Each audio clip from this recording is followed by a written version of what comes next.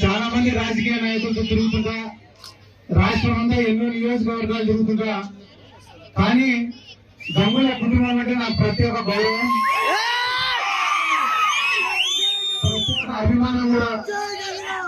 ఎందుకంటే రాజకీయ నాయకుడికి ఉండాల్సినటువంటి మొట్టమొదటి లక్షణం, ప్రథమ లక్షణం ఏంటంటే ప్రజలు ఎవరైనా మన ఇంటి దగ్గరికి వచ్చి ఒక సాయం అడిగినారంటే దాన్ని పరిష్కరించడం. ఎంతో మంది రాజకీయ నాయకుల దగ్గర ఒక ఫైల్ కట్టుకొని పోతే కదా చూస్తారు, సీఎంలకు ఇస్తారు, చేస్తాం అని అంటారు. కానీ ఇటువైపు గంగుల ప్రభాకర్ రెడ్డి కానీ ఎవరైనా పోయి ఒక ఫైల్ చేతికిచ్చి అన్నా మాకు ఈ పని కావాలంటే అది ఎంఆర్ఓ ఆఫీస్ అయినా సరే, ఆర్డీఓ ఆఫీస్ అయినా సరే, కలెక్టర్ ఆఫీస్ అయినా సరే, చివరికి సీఎం ఆఫీస్ అయినా సరే వెంటబడి మరి పనిచేసే నాయకులు ఈ గంగుల ఫ్యామిలీ. ప్రజలకు అంతగా ఉపయోగపడే కుటుంబం కాబట్టి నాకు ప్రత్యేకమైన గౌరవము, ఒక అభిమానం ఆ కుటుంబం అంటే. ముఖ్యంగా గంగుల నాగన్న చాలా మంది నాయకులు మా జిల్లాలో నేను చెప్పకూడదు, కానీ నాతో మాట్లాడాలంటే కూడా ఎప్పుడు కూడా తగ్గొద్దు అనుకుంటుంటారు. ఏమో ఏ కంపంలో ఎట్టగలుచుకునేవి అని చెప్పి చాలా మటుకు దూరంగా ఉంటారు.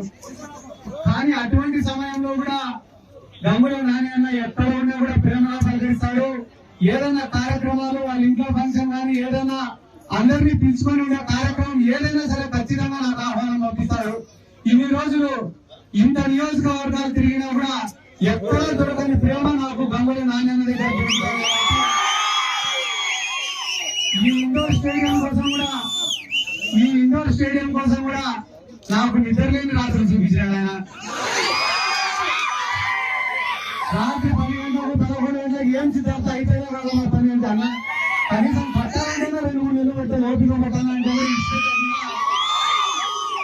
అన్ని శాంక్షన్ చేపించి మరి కంప్లీట్ చేశాడు. ఇది ఒక్క విషయం అనే కాదన్న, ఒక ఇండోర్ స్టేడియం విషయం అనే కాదు, రైతుల విషయంలో కానీ, కేసీ కెనాల్కు నీళ్లు అనే విషయంలో కానీ, రైతులకు పంట నష్టం వస్తే కానీ నష్టపరిహారం ఇప్పించాలని కానీ, విద్యార్థులకు సంబంధించిన అంశాలు కానీ, చివరికి టీచర్ల ట్రాన్స్ఫర్లు జరగాలంటే ఒక రాజకీయ నాయకుడికి మహా అంటే 5-10 ట్రాన్స్ఫర్లు చేయించుకునేవారు.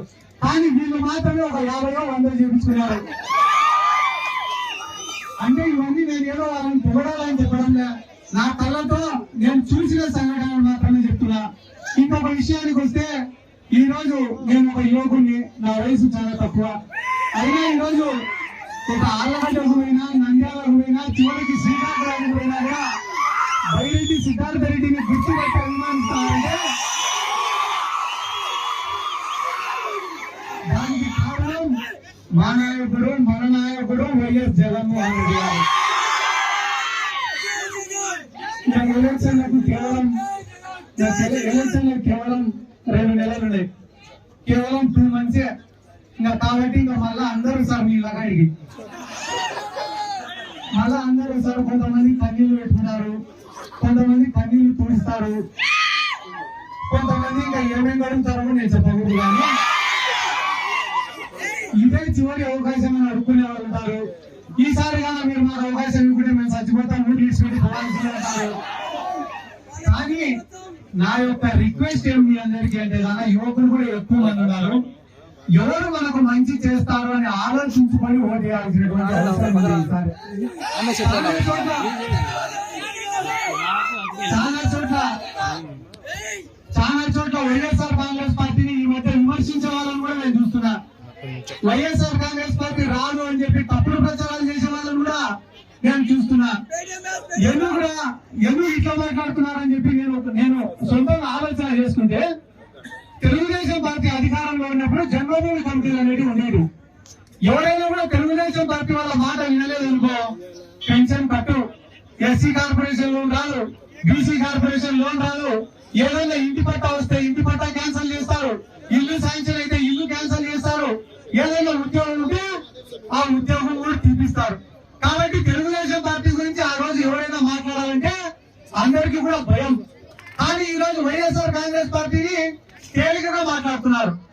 ఎందుకు తేలికగా మాట్లాడుతున్నారంటే, మేము ఎంత ఆపాలనుకున్నా, ఎంత బెదిరించాలని అనుకున్నా, జగన్మోహన్ రెడ్డి గారు చేయాలనుకునేటివన్నీ కూడా మీకు చేస్తున్నారు. కాబట్టి వీళ్ళు ఆపాలనుకున్నా ఆపలేరు లేరా అని చెప్పి చులకనగా మాట్లాడుతున్నారు. మేము కులం చూడడంలా, మతం చూడడంలా, ప్రాంతం చూడడంలా, పార్టీ చూడడంలా.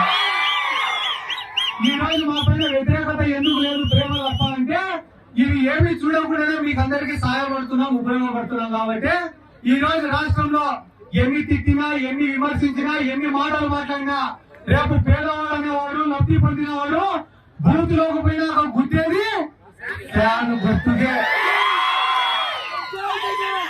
ఎందుకంటే జగన్మోహన్ రెడ్డి గారు అధికారంలోకి వచ్చిన తర్వాత ఎవరు ఎన్ని విమర్శలు చేసినా కూడా గుండె పైన చేసుకుని ధైర్యంగా చెప్పగలిగిన విషయం ఏమన్నా అంటే ఈ రోజు రాయలసీమలో ఫ్యాక్షన్ అనేది లేదు, రాయలసీమలో హత్యలు అనేటివి లేవు, రాయలసీమలో దౌర్జన్యాలు అనేటివి లేవు. ఈ రోజు రాయలసీమలో ఉండేదంతా కూడా సంక్షేమ పాలన మాత్రమే. ఈ రోజు ఎన్నో కుటుంబాలన్నా పేదవాడంటే ఎట్లుండాలంటే మా ఇంటికాడికి రావాలా, చేతులు కట్టుకొని నిలబడాలా, చెప్పులు వదిలేసి నిలబడాలా, మేము చెప్పింది వినాలా అనేటటువంటి పరిస్థితులు గత పాలకులు ఉన్నాయి. కానీ ఈ రోజు అదే పేదవాడు కాళ్ళు ఎగిరేసి బతుకుతున్నాడంటే, అదే పేదవాడు పిల్లలను చదివించుకుంటున్నాడంటే, అదే పేదవాడు కార్పొరేట్ హాస్పిటల్లో వైద్యం చేయించుకుంటున్నాడంటే దానికి కారణం ఒకే ఒక్క నాయకుడు, అది వైఎస్ జగన్మోహన్ రెడ్డి గారు మాత్రమే. ఇంకా ఎలక్షన్ దగ్గరికి అయినాయి కాబట్టి అన్ని పార్టీలు ఒకటేనా. మామూలుగా అయితే మా నియోజకవర్గంలో కూడా కొంతమంది నాయకులు ఎప్పుడైనా కూడా ఇంట్లో నుంచి బయటికి పోతుంటే వాళ్ళ భార్య ఎదురయ్యి ఈ రోజు పార్టీ కండువా చేతికిచ్చి జాగ్రత్తగా పోయిరానాయన, ఏ ఇబ్బందులు లేకుండా ఇంటికి తిరిగి రానాయన అంటాయండి. కానీ మా నియోజకవర్గంలో ఒక ఆయన బయటికి పోతే కానీ వాళ్ళ భార్య పెద్ద కన్ఫ్యూజన్. ఎందుకంటే ఏ కండువా అయ్యాలో తెలియదు, రోజు పార్టీ ఒకటే కుటుంబంలో 10 మంది 10 పార్టీలలో ఉంటారు. కాబట్టి ఇటువంటి కన్ఫ్యూజన్లలో కూడా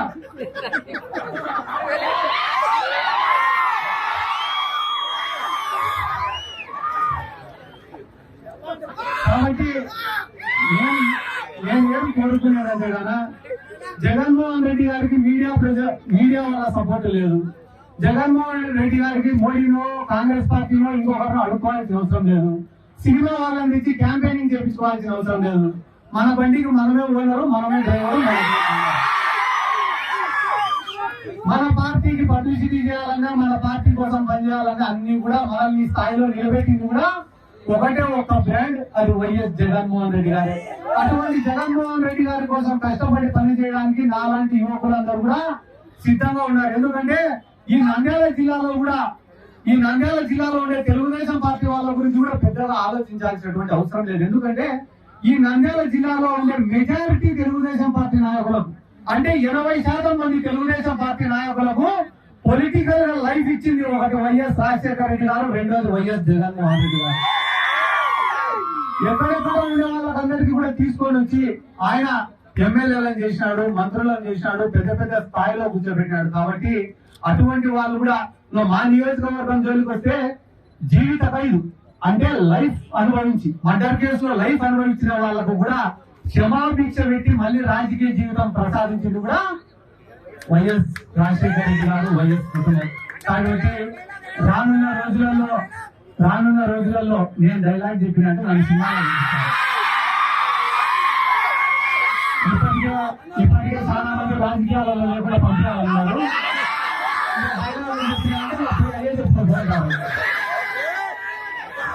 కాబట్టి ఇప్పుడు ఒక్క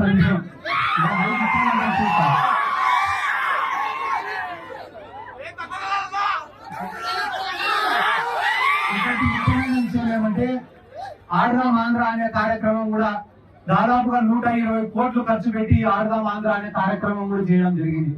జగన్మోహన్ రెడ్డి గారు ముఖ్యమంత్రి అయిన తర్వాత ఎవరినైనా ఆలోచించుకోమని చెప్పండి, రాజకీయ నాయకుడు అనేవాడు ఎట్లుంటాడు అంటే కేవలం ఎలక్షన్ల ముందరనే ప్రజల్లోకి వస్తాడు, ఎలక్షన్లు అయిపోయిన తర్వాత కనపడడు అనే ఒక అపోహ ఉండేది, ప్రజలకు అందరికి కూడా ఒక అభిప్రాయం ఉండేది. కానీ జగన్మోహన్ రెడ్డి గారు ముఖ్యమంత్రి అయిన తర్వాత గడప గడప మన ప్రభుత్వం అని చెప్పి ప్రజల్లోనే, జగనన్న సురక్ష అని చెప్పి ప్రజల్లోనే, జగనన్న ఆరోగ్య సురక్ష అని చెప్పి ప్రజల్లోనే, వై ఏపీ నీట్ జగన్ అని చెప్పి ప్రజల్లోనే, జగనన్నే మా భవిష్యత్తు అని చెప్పి ప్రజల్లోనే, ఇప్పుడు ఆడదాం ఆంధ్ర అని చెప్పి ప్రజల్లోనే, రేపు మేనిఫెస్టో తీసుకొని మళ్ళీ ప్రజల్లోనే. 24 గంటలు ఆఫీస్ లో ఉండాలా లేదా ప్రజల్లోనే ఉండాలా, లేకుంటే కానీ ఏం టికెట్ ఉండదు. ఏముంది లేదు జగన్మోహన్ రెడ్డి చూడటం అంటే ఏం కడుపు చేసుకొని పడుకోవాలి ఏం లేదు. అంటే మళ్ళా ఒక్కొక్కరి పైన ఏం ఒకరనుకుంటారు 10 సర్వేలు పెట్టారు మా సార్ ఏం పట్టించుకోవడం లేదు అనుకుంటే పాపం ఇప్పటికే చాలా మంది ట్రాన్స్ఫర్ అయినా. కాబట్టి జగన్మోహన్ రెడ్డి గారు అంత ఖచ్చితంగా ఉన్నాడు. ఆయన చెప్పిన మాట అంతా ఒక్కటే, మాకందరికీ చెప్పిన మాట అంతా ఒకటే.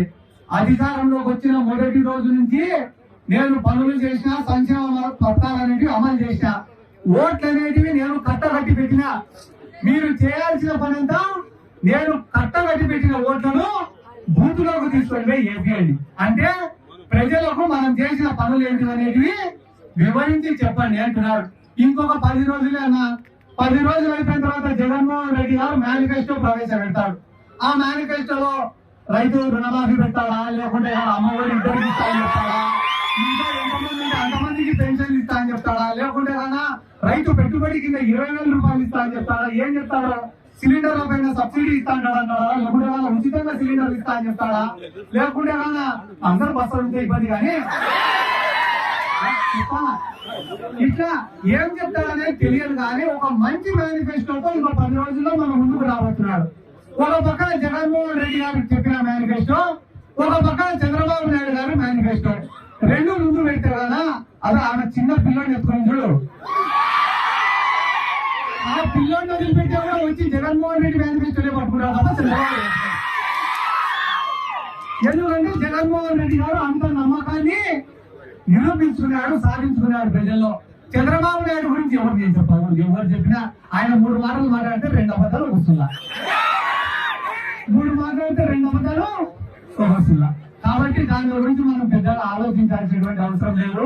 రానున్న రోజుల్లో మళ్ళా జగన్ గారు మాకందరికీ చెప్పిన మాటనే, విజయానికి షార్ట్ కట్లు అనేవి ఉండవు, విజయానికి షార్ట్ కట్లు అనేవి ఉండవు, కష్టపడితేనే విజయం సాధిస్తాం. కాబట్టి ఇక్కడ ఉన్న ప్రజలకు, యువకులకు కూడా నా యొక్క విజ్ఞప్తి ఏమరా అంటే, గంగుల కుటుంబం, ప్రభాకర్ రెడ్డి అన్న గారు పెద్దవాళ్ళు కానీ, నాయన్న కానీ, ఇటువంటి మంచి వ్యక్తులకు ఎల్లప్పుడూ మీలాంటి వాళ్ళ ఆశీర్వాదం ఉండాలా, అభిమానం ఉండాలని చెప్పి ఈ సందర్భంగా నేను తెలియజేస్తుంటూ నాకు అవకాశం ఇచ్చినందుకు